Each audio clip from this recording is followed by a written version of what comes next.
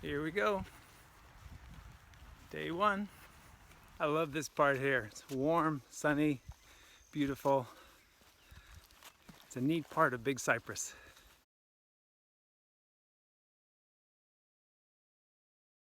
This is awesome.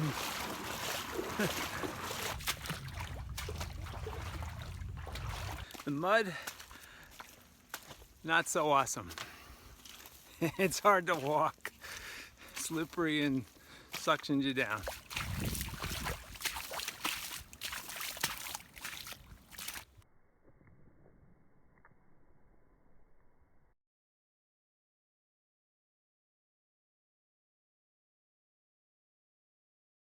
Day three, the levee walk.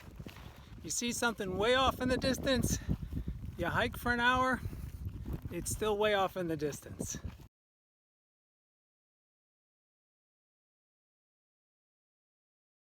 Four, another beautiful day.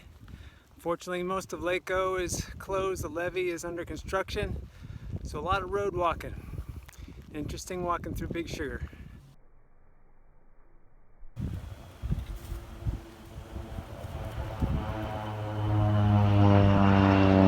Whew.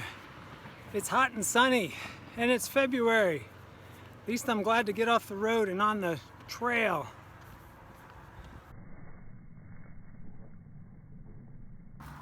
Day five, all good things. This is the last road walking for a while. Be looking to get back into the wilderness. Stood in line behind Jim Kerr at the Cracker Country store. How about that? The founder of the Florida Trail. And now this road, the last road for a while, is the prettiest and quietest.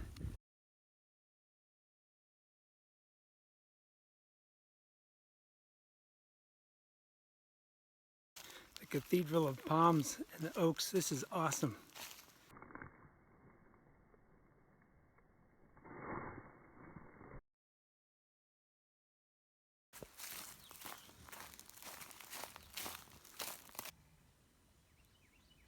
Nice reward after a hot day of hiking. Day six, Kissimmee Prairie. Lots of deer at sunrise.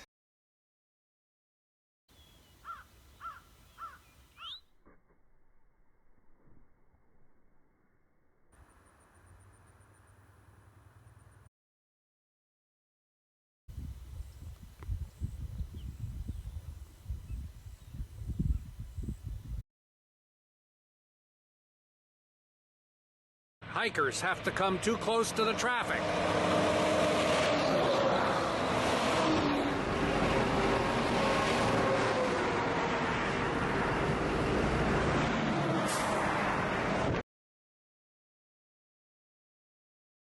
From Crabgrass Creek, one of the prettier spots, and Jane Green Camp, the next camping is 33 miles, but about 21 miles, 22 miles in is Taylor Creek. See good water. It's kind of near the bridge, but got some protection here on this road that moves down from the bridge. So if you can't make it, this might be a place to stay and get water and get a good night's sleep. Day 9, the rain has stopped.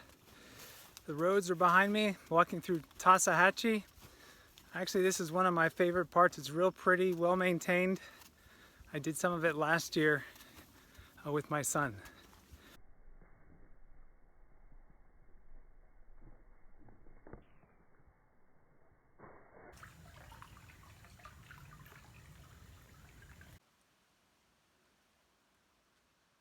As usual, I was way ahead of schedule. Now I'm behind schedule.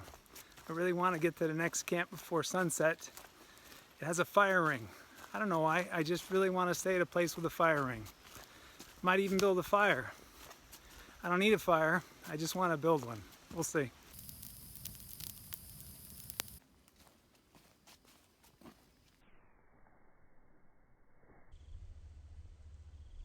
Day 10. East and north of Orlando. So most of the forest has been tropical kind of oak and palm, a little bit harder walking, you're stepping over roots, it's slippery, it's wet, and it's very humid today.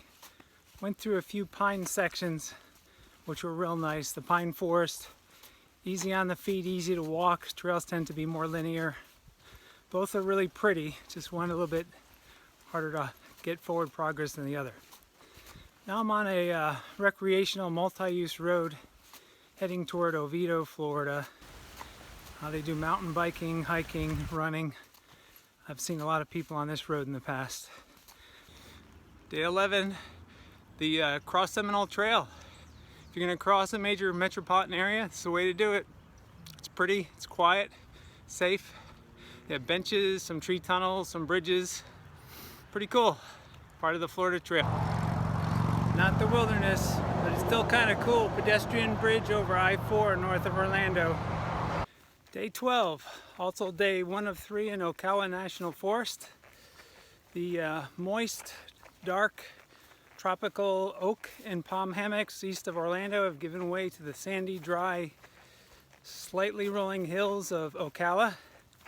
A lot of Ocala is these longleaf pine stands, and I love walking on pine needles. Up ahead is Farley's Prairie, which is a wet prairie, but this year I'm sure will be bone dry. It was beautiful when I came here on a practice hike last month. Lucky day 13. I say lucky day 13 because I haven't seen anything on the Florida Trail north of here yet, so this is all new to me. The only thing I've seen is Fort Pickens. Went on a family Rent-A-America RV vacation about 15 years ago. I certainly hope to see that for the second time. Last night when I pushed past Juniper Springs, it was 42, which was a little chilly. Woke up several times during the night cold. Wish I had put on more layers before I went to bed. And I went past Juniper Springs, but I did stop. Don't walk all this way and walk past a wonder like Juniper Springs without stopping by, at least taking a quick look.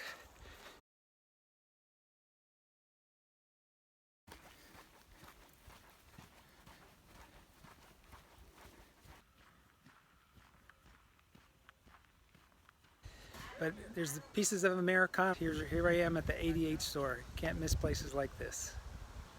It's 11 o'clock in the morning on Sunday. There's already 6 people sitting at the bar.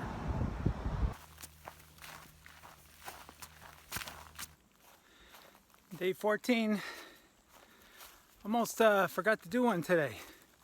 Anyway, disclaimer. Yesterday the 13th, it was not Sunday, it was Monday. So you lose track in the woods. Anyway, I've left Ocala National Forest. I'm heading, I passed through the lock already. I'm heading up toward the bike trail, and we'll see how that goes. Actually, let's see which way to go here. And for the through hikers, I read a lot of blogs at day 14. You finally start to get hungry, start to feel energy. I have had trouble eating. I don't think I've lost any weight. I think I would have expected a little more energy and so forth today, except it's really hot. 2 nights ago I thought it would freeze. It was like 42 degrees, and today it's going to be 86, which makes water and fatigue an issue. One of the things you have to deal with on a through hike through the Florida Trail.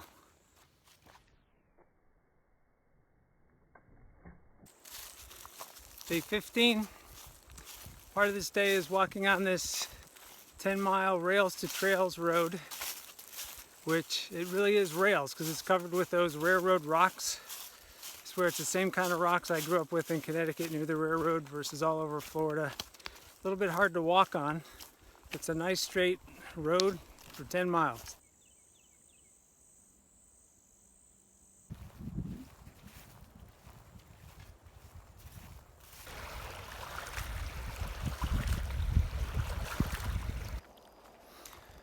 On schedule and feeling good. I'm gonna do my video early today.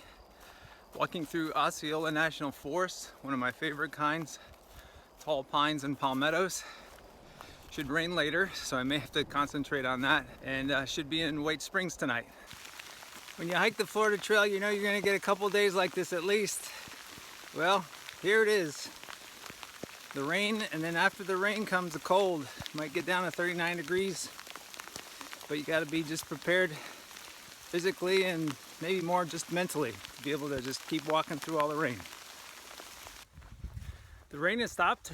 Yay! When it rains, it actually brings out the colors of everything. Everything gets more vivid, especially like the palmettos. And I realized between my rain jacket and the palmettos, these are perfect Florida Trail colors.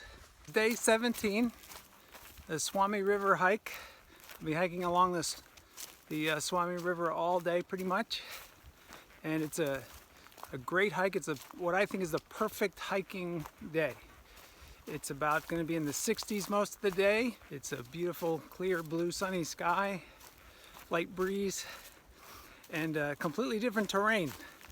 We still have the oaks and palmettos, so it's going up, down, left, right, never the same. It reminds me a lot of hiking in New England, except for the plants are obviously different. But it's physically a little bit more challenging because you have to walk up hills, down hills. There's even a rope in one place to help you. There's a step stairs. I can see this is a very challenging trail when there's heavy rain or high water. But this year it's quite dry. But mentally, it's actually much better because as you're hiking along, every turn is an opportunity to see something, and you have a turn about every 2 to 3 minutes. And if you see something good, you just take it in. If you see something great, you stop and take a picture. If you take the turn and you don't see much at all, the next turn's 2 minutes away. That kind of keeps your mind occupied. It's a lot better than walking on a straight road for 30 miles. Yesterday I did almost exactly on time. I got very hungry for the first time yet. I had a decent breakfast, and by the middle of the morning I eat all my morning snacks. By noon I eat all my afternoon snacks. Had a big lunch, big dinner. I bought extra snacks to eat in the afternoon, which are all gone.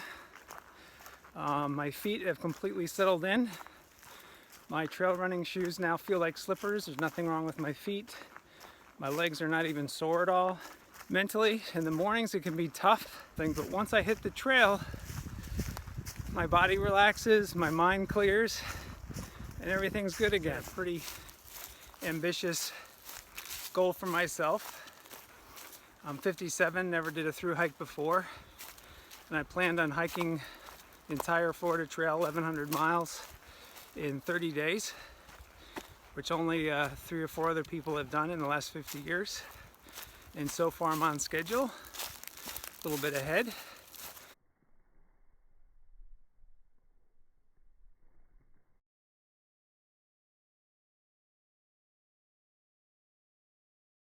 Day 18. Boy, yesterday was a really terrific day. I had a lot of fun hiking down the Suwannee River edge. So you go up, down, through ravines. There's cool flowers, cool vistas of the river. You can see the white sandy beaches, the dark water, and the temperature and conditions for hiking were perfect. And I stayed at the River Creek camp last night, which was awesome. It was really cold last night, down about 40 again, and I got cold, and I figured out why. The air mattress I'm using has like no insulation, so in the middle of the night I use the foam pad from the back of my backpack, which also doubles as a seating pad, laid across that on my torso, and actually got a lot warmer the second half of the night. Was able to sleep better, so got to figure out something for the future. Today's day 19, still feeling good. First half of yesterday was as expected. It was through the Suwannee River areas. It was very nice, beautiful. Then the second half did some serious road walking. There was some bypasses, some land that was part of the Florida Trail, and now the new landowner doesn't want us on it. So there's always, the Florida Trail is always changing. Pieces of the trail are being added. Sometimes pieces of the trail are being taken away. Today is a pretty long road walk, but nice roads, rural areas, some paved roads through farmlands. As you can see, I'm walking on a sandy road and with some washboard, so not too much traffic. And I'll be doing this most of the day today. Day 19 needed more commentary. So the morning was cool. So started early, walked the country roads, and they're very, very nice. It's actually, I enjoy walking through the sort of rural areas of Florida, which is typical of rural America. I also know what a country mile is. There was several stretches where I could see ahead and the road would take a little dip or bend or turn with a little tree. It would be about a mile. And I'd take that little turn and I'd look ahead and it'd be another mile. I did take the detour to Rockies. I thought it was well worthwhile. A clean new place, a lot of selection, friendly people, post office, hot food, good supplies. So if you're thinking about it, take that southern route instead of the northern route, which has no refill. Then I moved on to Mount Gilead Church. It is Sunday. There's a lot of people there. Met the pastor. They invited me in for some cold drinks. Let me use their water, but I really wanted to get back on the trail. And went down the long sort of, they called it salt, I call it sand road, to get to Ocala. I didn't know what to expect, didn't think it would be very much. First part was kind of a prescribed burn, hard to navigate. But being back in the pines, did get back into the butterflies and hawks and all the woodpeckers and so forth, particularly like the pileated woodpeckers calling out and flying around. But once I hit the river, I was impressed. It was like the Suwannee River, except on a much smaller, more intimate scale. The water is still quite black and steep banks on either side, as you can see here. But you're walking right along the edge of it, and it's really quite beautiful and nice. So it's been an interesting day, because I like this sort of river following. I call it more technical hiking. Get up the hiking poles, go left, right, up, down, run down the little embankments, use the poles to get up the next embankment, or what I call fun. Can't even believe it's day 20. And here we are, St. Mark's. Well, Phil Phelan, the current record holder, who I had the pleasure of meeting right after he finished his hike, drove him to Miami. He told me a lot of stuff in that hour drive. Anyway, he told me to get into a rhythm. I now feel like I'm in that rhythm. The hike down from Ocala was okay. A little bit of road walking, and then went to JR's. Of course, JR was behind the counter cooking himself some breakfast. He's the kind of guy who'd do anything for you. He basically accommodated everything I could possibly want to make it easier for me. He's quite famous around these parts. The first part of St. Mark's is through a wet kind of tropical area, kind of like east of Orlando. And then you get on this long grassy road. Appears to be an old roadway or railway, go over some trestles. But then you come out here. This is the cool part that everyone talks about. I saw a big, had to be 8-foot gator lying in a few inches of water, and a bunch of big fish went by, and sanddenly this gator went crazy, slashed after the fish and disappeared. It was pretty amazing to see. There's a lot of sandpipers, amazing vista. I can't believe you can see this far out here. But it's really cool, and it's a beautiful day, as you can see. Fortunately, I'm a bit ahead of schedule, which is great, and it would have been pretty buggy to camp in the woods back there, surrounded by swamps. If you're going to camp at St. Mark's, try to camp out here. Later this afternoon, I have my boat ride scheduled. I'll be staying at the fish camp, which will be fun, and continue me ahead of schedule heading into Apalachicola. Since I was planning on staying here, I did have my permits. I've had all the permits necessary to camp along the way. I think it's important, mainly to make sure that people are supportive of the Florida Trail Association and not be people who trespass and camp without permits and so forth, which could put our whole organization at risk.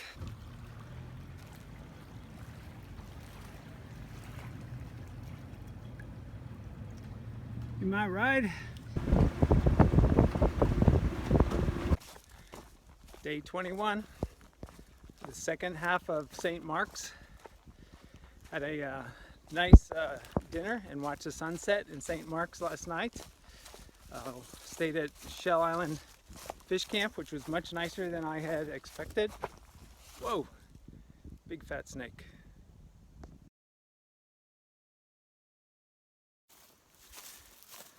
Anyway, as I was saying, you know, for the people that say they haven't seen any snakes, I think they're just not looking. They're kind of all over the place. You just give them their way and keep moving and everybody's happy.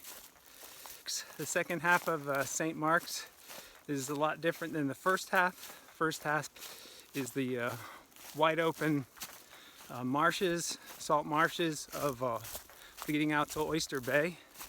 Very expansive. Second half of St. Mark's is more dense forest. A pretty forest road as you enter, and then winding through a mixture of oaks and palm sections and some pine. Again, as a dry year, it was very nice walking. I can imagine in a wet year it would be kind of difficult walking. So it's a balmy, warm day, a beautiful day for hiking again. Mainly pine needle trails, which I love. But a weather front's coming through and things may change. It may get a lot cooler and may get some rain again. But I'm gonna enjoy today. I was walking quietly and up into the wind and startled a big white-tailed doe just off the trail in front of me. Made both of our mornings very exciting. Also some beautiful swamps and marshes passing through. A very nice spring. I got a nice.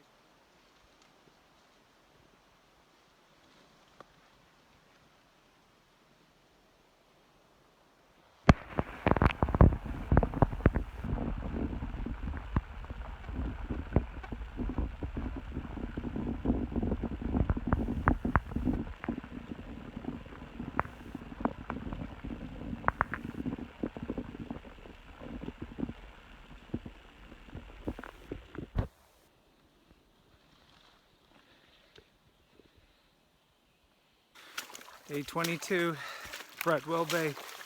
It is wet and mucky as advertised. Slow going, but really pretty. Oops. So the fun is kind of making up for it. Just have to pay attention to where I'm going. Watch out I don't slip and fall or anything like that. Picked up Beer Man. He's been on the trail since January. Gonna walk with me for a bit.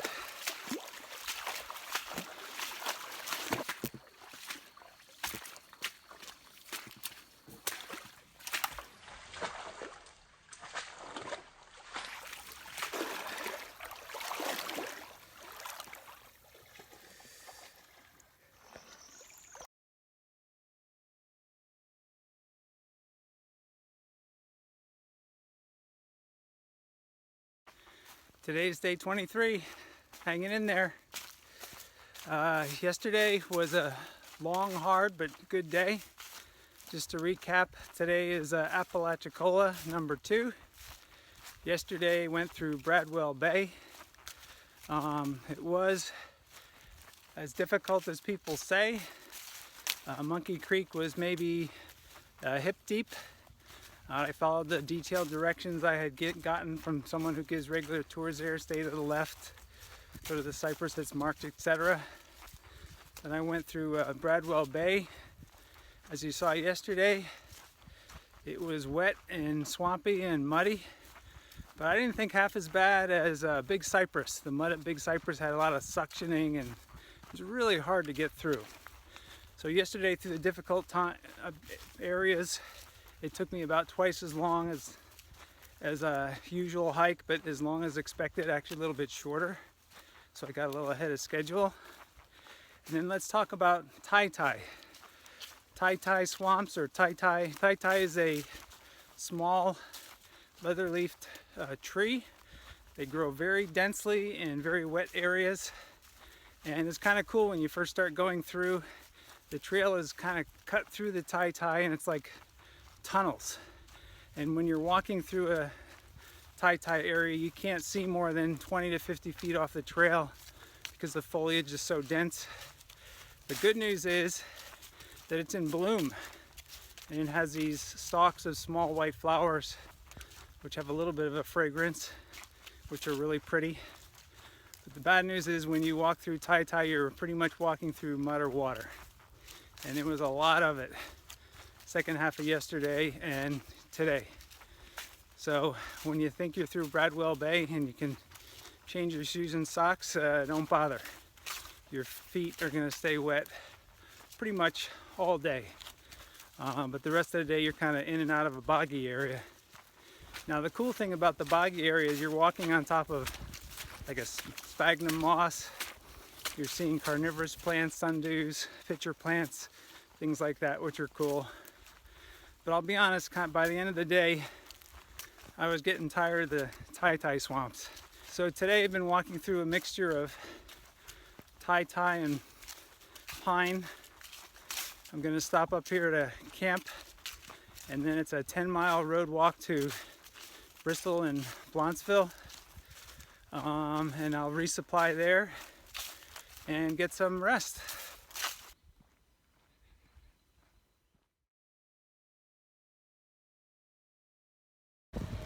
So far, not my favorite day.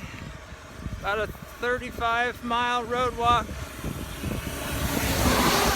It's not supposed to rain. Really windy, intermittently hard rain. And this highway is completely constant cars and trucks. Today is actually day 24. I think I said it was day 23, but I was a little preoccupied. So, crossing over, I've walked so far now that I've walked backwards in time. I'm now in Central Time Zone. And by the way, to get into Central Time Zone, I now have picked one of my top 3 worst places.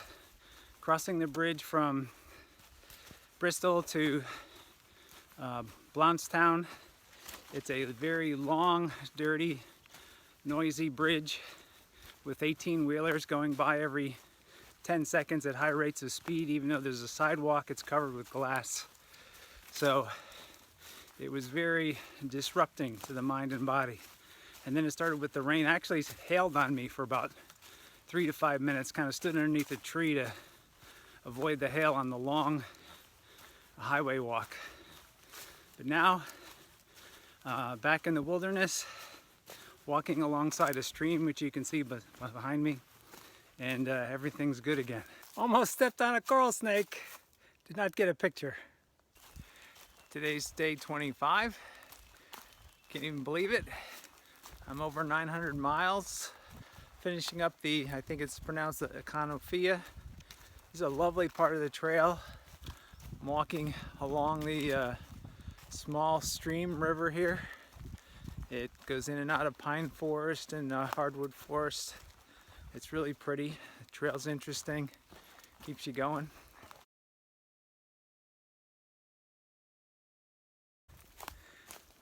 Day 26.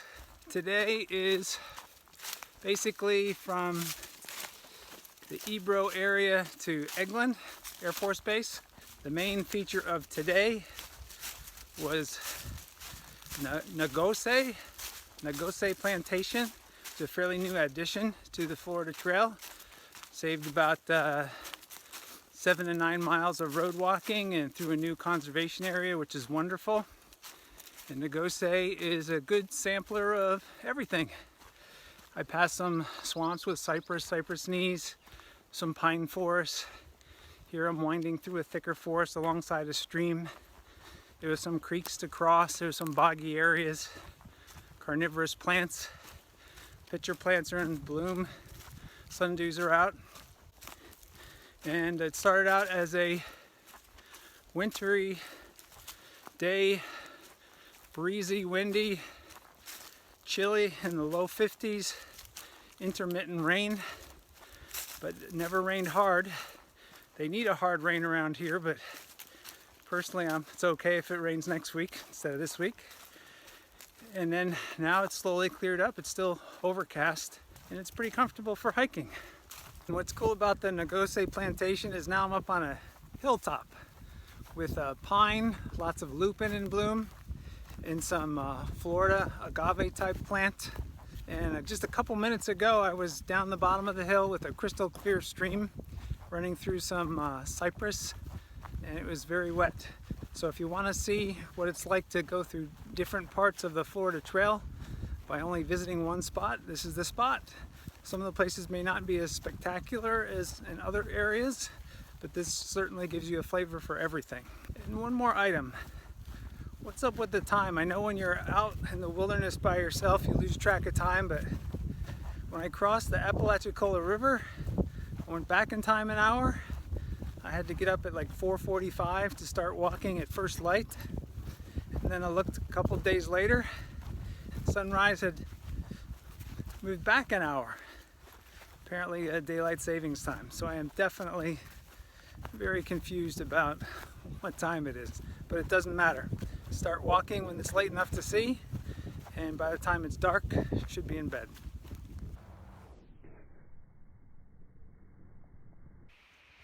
Day 27, Eglin Air Force Base. I'm now well over 1,000 miles, heading into the home stretch. Overall, very nice. I like it. The forest is quite extensive, goes on and on. The trail is perfect, well marked, easy to walk. There's campsites along the way which are just wonderful. You cross streams, things like that. So it's pretty good. Been raining all day and in the low 50s. When I started walking at first light, it's about 49. I think it's gotten up to 53. And it's actually never stopped raining. It drizzles lightly, it drizzles heavily, it's never downpoured, but never stopped raining. As a result, I haven't really seen much wildlife. Saw turkeys in the morning, saw lots of deer tracks, no deer. Part of it may be I've been walking downwind most of the day. I also had to walk through a harvesting operation of pines. It's like part of the Florida Trail is gone. I don't know how I missed that one. I read all the alerts. And as far as the weather, I know the AT people will say, oh, 53 and raining, that's a normal day on the AT. This is Florida. This is the middle of March, which is why I planned my trip this month. This is spring break for a week. And this is definitely not bikini weather. Some of the other downsides is, as large and remote of a wilderness as this is, you never really escape the noise. Coming from south to north, you're by Highway 98, and today I've been walking along pretty close to I-10. Then there's some pretty major roads that run in and out of the Air Force Base, and so the noise from the roads is always there. It's also a lot of noise from overhead jets and so forth. Not a surprise, it's an Air Force Base. And worst of all, I checked my daily briefing, and it looks like tomorrow the whole west end of Eglin is closed to the public, which includes me. So if I can't get through tomorrow on the Florida Trail because the whole area is red on the map, it says closed to all public, then I'll have to do a road walk all the way down 90 and 87, and that will not be too cool. But I'll tell you this, I'm getting close. Whatever happens between now and Wednesday morning, I'm going to get to the base of the bridge at Navarre, because on day 29 I'm going to be walking down Santa Rosa Island on the home stretch of the Florida Trail.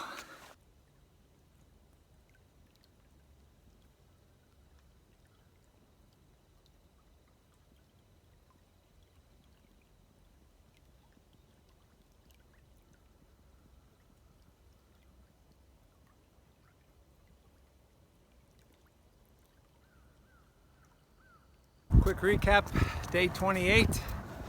The entire west side of Eglin was no entry. I had 38 hours to get from Crestview to Navarre. I'm here. Day 29. This is gonna be great. It's sunrise in Navarre. I'm walking over to the island, almost there. Got a full day on the beach. Very excited. Day 29. Gulf Coast National Seashore, Fort Pickens area. My second long beach walk of the day. It's a beautiful, bright, sunny day. Got crystal clear water, sugar sand beaches. It's a little bit chilly, still in the 40s, with a north wind about 12 to 15 knots, white caps on the bay. So basically I have the beach to myself. I'm heading up the coast to Fort Pickens. I'll let you know when I get there. What a great day.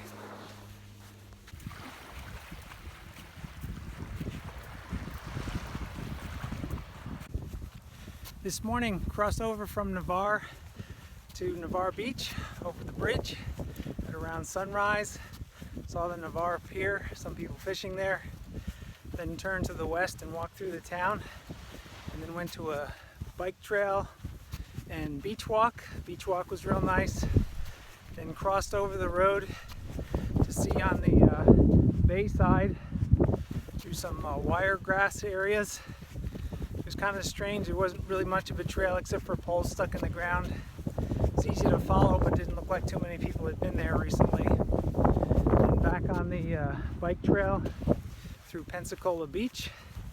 Tried to get through that pretty quickly. And now here at the beach.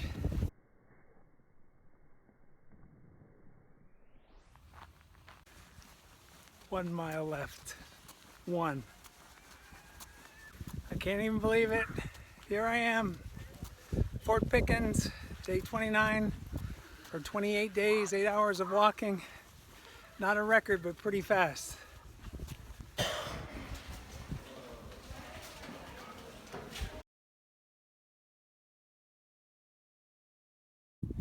So here I am at Fort Pickens and I'm thinking, now what? What do I do now?